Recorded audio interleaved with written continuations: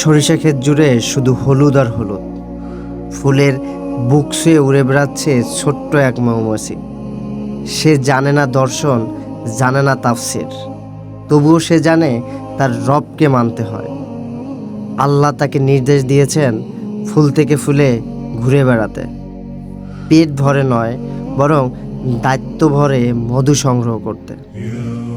এই মধু শুধু মিষ্টি নয়, এতে আছে শিফা, এতে আছে রবের রহমত, মানুষের জন্য নীরব এক উপহার। মৌমাছি ক্লান্ত হয়, তবুও অভিযোগ করে না। ঝড় আসে, রোদ আসে, তবুও সে তার কাজ ছেড়ে যায় না।